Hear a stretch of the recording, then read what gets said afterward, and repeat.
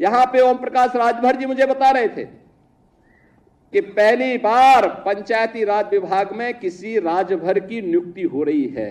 और मुझे लगता है तो देखिए उन्होंने उनकी पीड़ा,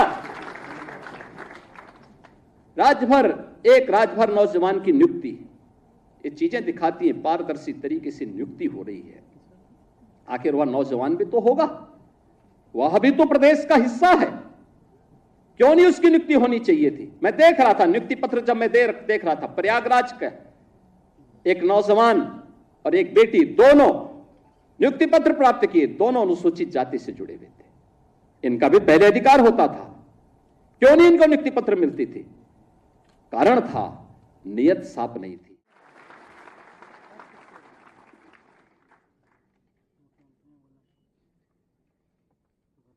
मिशन रोजगार के अंतर्गत उत्तर प्रदेश शासन के 12 विभागों की लगभग 1400 इन नई नियुक्ति पत्र वितरण के लिए आयोजित आज के समारोह में प्रदेश सरकार में मंत्रिमंडल के मेरे वरिष्ठ सहयोगी उप मुख्यमंत्री श्री केशव प्रसाद मौर्य जी, प्रदेश के जल शक्ति मंत्री श्री स्वतंत्र देव सिंह जी, प्रदेश शासन के पंचायती राज अल्पसंख्यक कल्याण विभाग के मंत्री श्री ओम प्रकाश राजभर जी, लोक निर्माण विभाग के राज्य मंत्री श्री ब्रजेश सिंह जी, कृषि विभाग के राज्य मंत्री सरदार बलदेव सिंह ओलख जी, जल शक्ति विभाग के राज्य मंत्री श्री रामकेश निषाद जी,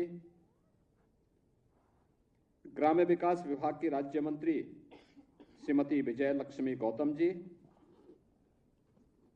नगर विकास विभाग के राज्य मंत्री श्री राकेश राठौर गुरु जी, और आज के इस कार्यक्रम में उपस्थित प्रदेश के मुख्य सचिव श्री मनोज कुमार सिंह जी, सभी विभागीय अधिकारीगण, सफलतम अभ्यर्थी जो आज नियुक्ति पत्र प्राप्त कर रहे हैं, उनके अभिभावकगण और प्रदेश के वे सभी युवा ऊर्जा के हमारे नव आगंतुक कार्मिक, उपस्थित बहनों और भाइयों, मैं सबसे पहले एक पारदर्शी और शुचितापूर्ण प्रक्रिया के माध्यम से नियुक्ति पत्र प्राप्त कर रहे सभी अभ्यर्थियों को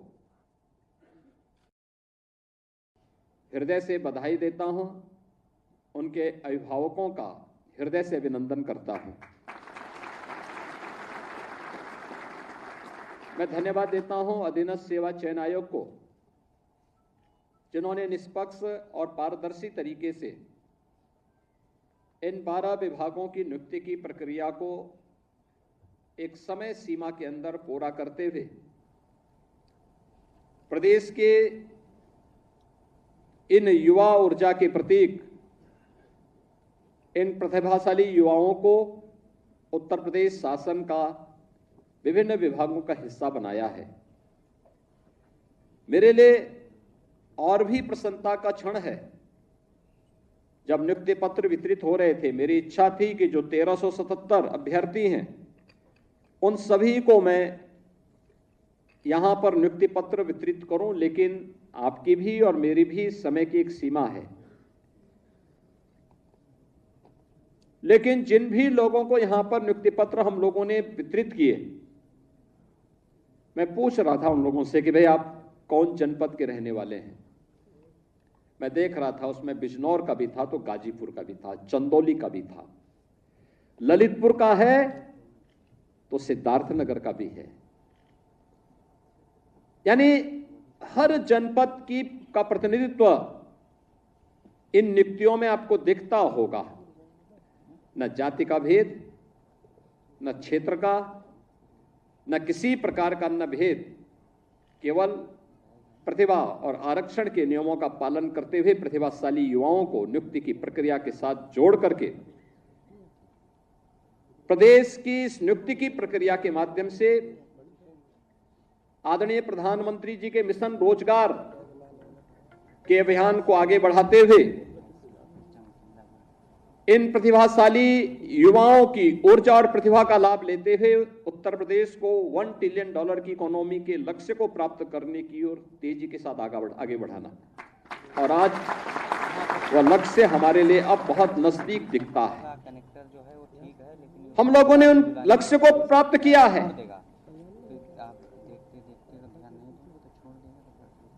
बहनों और भाइयों, पिछले 7-7.5 वर्ष के अंदर नियुक्ति की जो प्रक्रिया में पारदर्शिता और सुचितापूर्ण तरीके से कार्रवाई आगे बढ़ी है, क्या आज से 7-7.5 वर्ष पहले क्या यह संभव था क्या?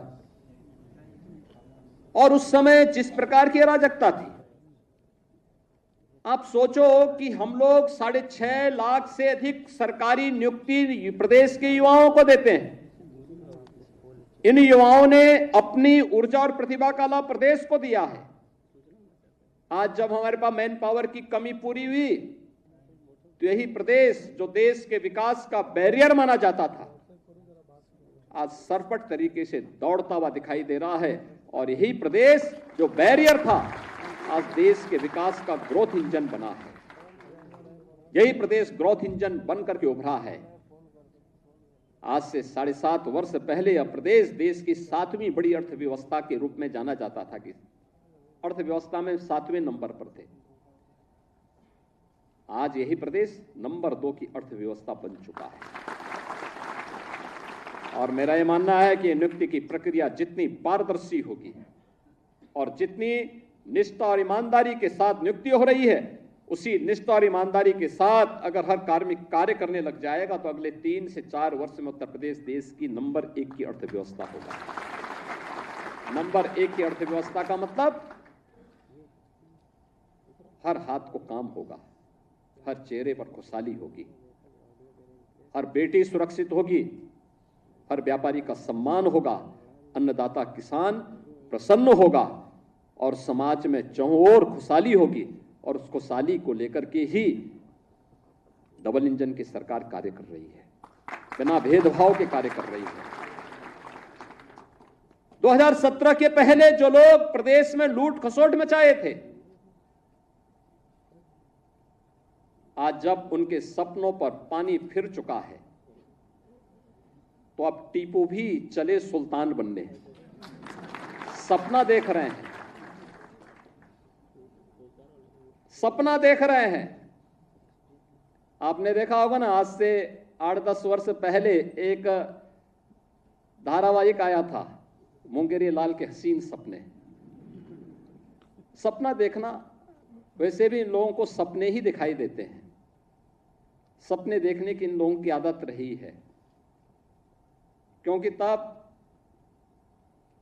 जब जनता ने इन्हें अवसर दिया था, तब उन्होंने प्रदेश के युवाओं के भविष्य के साथ खिलवाड़ करने में कोई गुरेज नहीं की थी। पहचान का संकट खड़ा किया था, पहचान का संकट खड़ा किया था प्रदेश के सामने, युवाओं के सामने, व्यापारियों के सामने,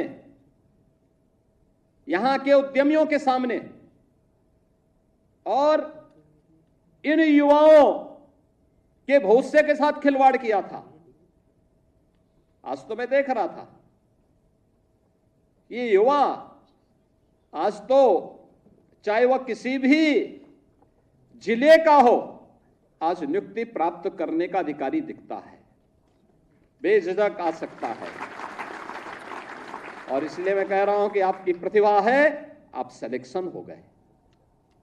आप में क्षमता थी, आपका सिलेक्शन हो गया, कोई आपके मार्ग में बैरियर नहीं बना।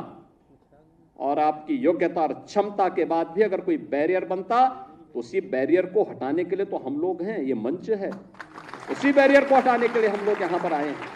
और आगे भी हम इस बात के लिए आश्वस्त करते हैं प्रदेश की युवाओं को कि उनकी योग्यता और क्षमता के सामने अगर कोई बैरियर बनेगा, उस बैरियर को हटाएंगे उस बैरियर को तोड़ेंगे और जो लोग फिर भी बेईमानी और भ्रष्टाचार फैलाएंगे तो उनकी संपत्ति को कुड़क करके गरीबों में वितरित करने का काम भी करेंगे, कोई गुरेज नहीं करेंगे।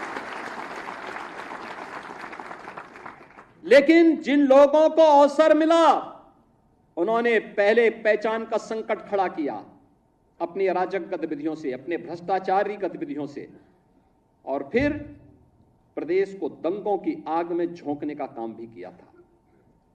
प्रदेश के शांतिपूर्ण और सौहार्दपूर्ण माहौल को आपस में ही लड़ाने का काम किया।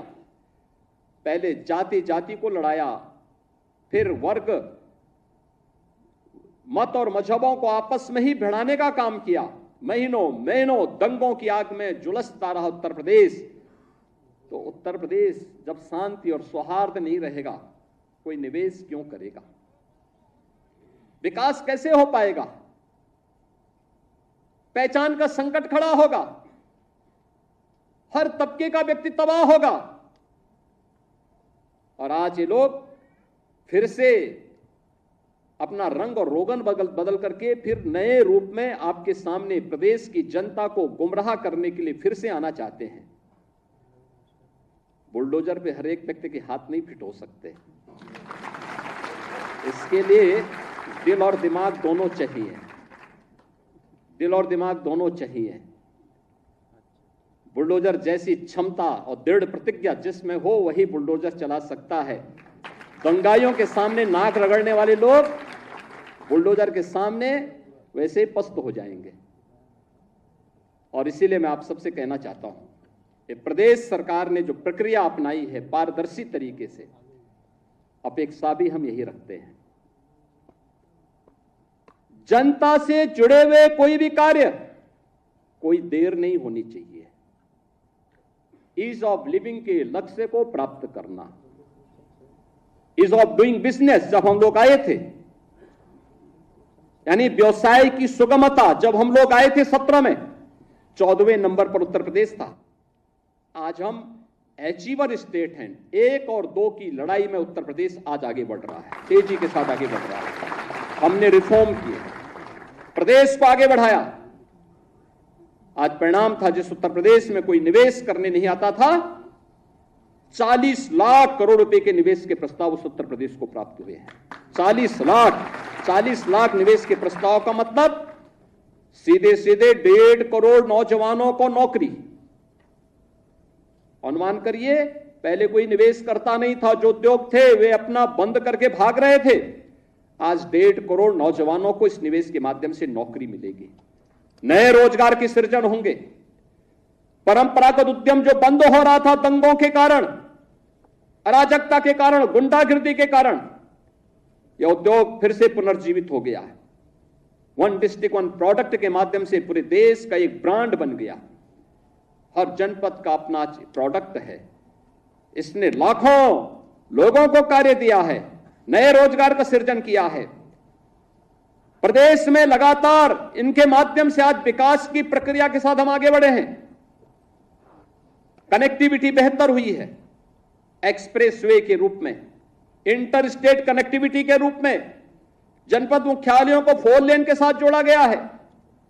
यह वही प्रदेश है जिसमें वेतन देने के लिए पैसा नहीं था। आज हम रेवेन्यू सरप्लस स्टेट के रूप में देश के सामने है। सबसे बड़ी आबादी है, वेतन की कोई समस्या नहीं, भत्तों की कोई समस्या नहीं, विकास के लिए किसी भी पैसे की किसी प्रकार की कोई कमी नहीं है। हम सड़क भी बना रहे हैं, बिजली भी पहुंचा रहे हैं, जनता के लोक कल्याणकारी कार्यक्रम को भी आगे बढ़ा रहे हैं। 1 करोड़ परिवार तो ऐसे हैं जिनको 12,000 रुपए सालाना पेंशन की सुविधा डबल इंजन की सरकार प्रदान कर रही है। ये तभी कर पा रहे हैं जब प्रदेश के पास पैसा है। भीख मांग के दान नहीं दिया जाता है, ये जब क्षमता है तब सरकार इसको कर पा रही है। कन्या सुमंगला योजना के माध्यम से बेटी के जन्म लेने से लेकर के स्नातक तक की पढ़ाई के लिए 25,000 रुपए सरकार उपलब्ध करवा रही है। इसलिए क्योंकि प्रदेश के पास पैसा है। सामूहिक विवाह योजना के माध्यम से बेटी की शादी के लिए प्रदेश सरकार पैसा उपलब्ध करवा रही है। बिना भेदभाव के उपलब्ध करवा रही है। इसलिए क्योंकि प्रदेश के पास पैसा है।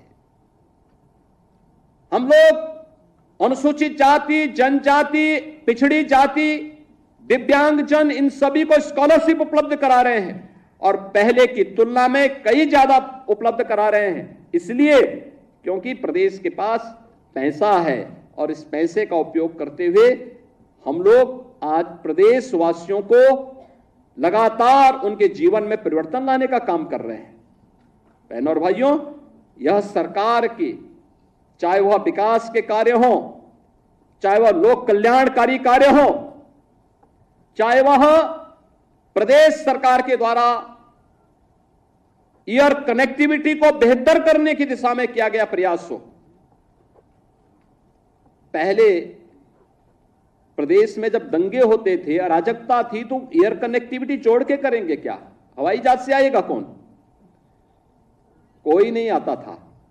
आज तो 2 एयरपोर्ट से हम 9 एयरपोर्ट को तो क्रियाशील कर चुके हैं। 10 नए एयरपोर्ट पे हमारे कार्य चल रहे हैं। जो एयरपोर्ट 9 चल रहे हैं, इनमें से 4 तो इंटरनेशनल एयरपोर्ट हैं। 5वां भारत का सबसे बड़ा एयरपोर्ट भी हम उत्तर प्रदेश के अंदर जेवर में बना रहे हैं। आखिर यह काम लंबे समय तक प्रदेश में शासन करने वाली कांग्रेस, समाजवादी पार्टी या बहुजन समाजवादी पार्टी क्यों नहीं कर पाई? इंफ्रास्ट्रक्चर क्यों नहीं दे पाए? ये तो बिजली देने में भेदभाव करते थे, ये लोग तो सड़क बनाने में भेदभाव करते थे, ये लोग तो नौजवानों को नौकरी देने में भेदभाव करते थे। कोई कल्पना भी नहीं कर सकता। मैं भी बैठा हुआ था यहां पे, ओम प्रकाश राजभर जी मुझे बता रहे थे कि पहली बार पंचायती राज विभाग में किसी राजभर की नियुक्ति हो रही है। और मुझे लगता है तो देखे उन्होंने उनकी पीड़ा, एक राजभर नौजवान की नियुक्ति, ये चीजें दिखाती हैं पारदर्शी तरीके से नियुक्ति हो रही है। आखिर वह नौजवान भी तो होगा, वह भी तो प्रदेश का हिस्सा है। क्यों नहीं उसकी नियुक्ति होनी चाहिए थी? मैं देख रहा था नियुक्ति पत्र, जब मैं देख रहा था, प्रयागराज का एक नौजवान और एक बेटी, दोनों नियुक्ति पत्र प्राप्त किए, दोनों अनुसूचित जाति से जुड़े हुए थे। इनका भी पहले अधिकार होता था, क्यों नहीं इनको नियुक्ति पत्र मिलती थी? कारण था नियत साफ नहीं थी। चाचा और भतीजे में होड़ लगती थी वसूली को लेकर के, कौन कितना वसूल कर ले। एरिया बटे हुए थे।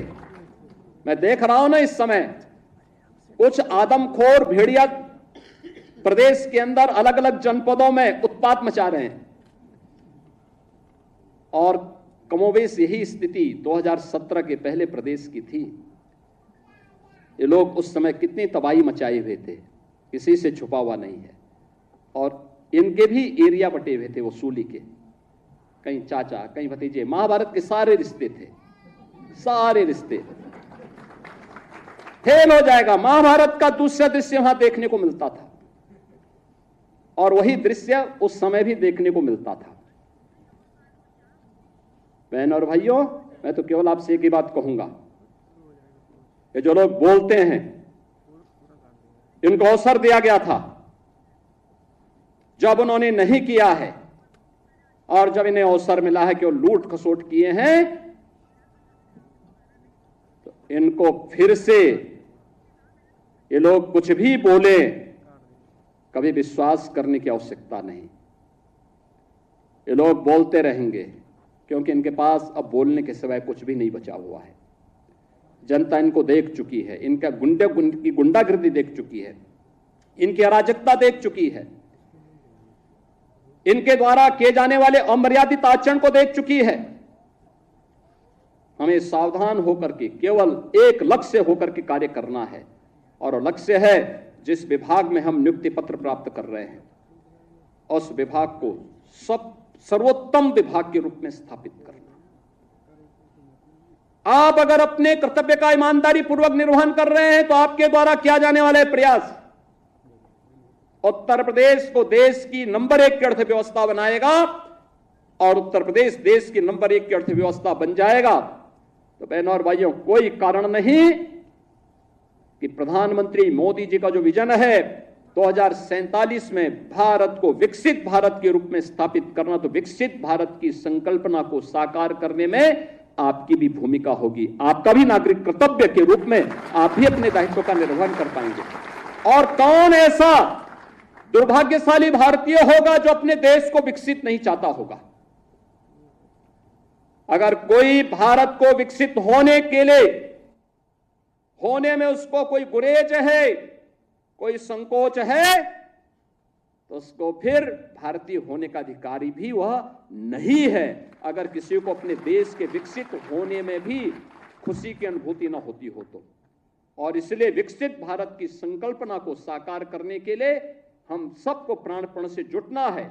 और इसके लिए जिस स्वच्छतापूर्ण, ईमानदारीपूर्ण, निष्पक्ष तरीके से नियुक्ति की प्रक्रिया के साथ आज आपको जोड़ा जा रहा है, इसी निष्पक्ष तरीके से आप भी अपने जीवन काल में कार्य करेंगे, क्योंकि आपको 25 से 35 वर्ष तक शासन के अलग अलग विभागों में कार्य करने का अवसर प्राप्त होगा। और उन 30 से 35 वर्षों का जो आपके जीवन का कार्यकाल होगा, वह इस बात पर निर्भर करेगा कि आपने कितनी निष्ठा के साथ, कितनी त्वरित गति के साथ अपने कार्यों का निर्वहन किया है। और जब आप 30-35 वर्ष के बाद अपनी सेवा में निवृत्त होंगे, तब तक हमारा देश एक विकसित भारत के रूप में स्थापित होगा। विकसित भारत जिसमें भारत की हर नागरिक के चेहरे पर खुशहाली होगी, सीमाएं सुदृढ़ और भी सुदृढ़ होंगी, भारत दुनिया का नेतृत्व कर रहा होगा। उस विकसित भारत की संकल्पना के लिए समर्पित भाव के साथ हम सबको कार्य करना है। मैं एक बार फिर से आपके सभी जो 1334 हमारे अभ्यर्थी आज यहां पर नियुक्ति की प्रक्रिया के साथ जुड़े हैं, आप उनके सभी अभिभावकों का मैं अभिनंदन करता हूं। उनके सपने साकार हो रहे हैं। अधीनस्थ सेवा चयन आयोग ने इस प्रक्रिया के माध्यम से, पारदर्शी नियुक्ति की प्रक्रिया के माध्यम से उन्हें नियुक्ति पत्र वितरित किया है, ये वितरण किया जा रहा है। सभी सफल अभ्यर्थियों को मैं हृदय से बधाई देता हूं। अधीनस्थ सेवा चयन आयोग के सभी अधिकारियों को भी हृदय से धन्यवाद देते हुए आप सबके प्रति अपनी शुभकामनाएं देता हूं और विश्वास करता हूं कि आप विभाग में सर्वोत्तम करने का प्रयास करेंगे। आप सबके प्रति मेरी शुभकामनाएं। धन्यवाद। जय हिंद। बहुत बहुत धन्यवाद माननीय, आपके प्रेरणादायी उद्बोधन के लिए, मार्गदर्शन के लिए। हमें विश्वास है आपने जो अपेक्षा की है ये सभी अभ्यर्थी उस पर खरा उतरेंगे। सभी की इच्छा है कि आज की इस आयोजन की स्मृतियों को अपने साथ रखने के लिए, आपके साथ एक ग्रुप फोटो खिंचाने के लिए मैं माननीय मुख्यमंत्री महोदय से और मंचासीन सभी अतिथियों से अनुरोध करूंगी कि मंच के समक्ष सभागार की प्रथम पंक्ति में अपना आसन ग्रहण करने की कृपा करें। सभी लोग पीछे बैठे रहें। आप सबके हाथ में नियुक्ति पत्र है? अच्छा, अभी नीचे कर लें। जब माननीय मुख्यमंत्री जी आसन पर विराजमान हो जाएंगे तब हम भारत माता की जय बोलेंगे, तो आप सब अपना नियुक्ति पत्र ऊपर करिएगा, ठीक है?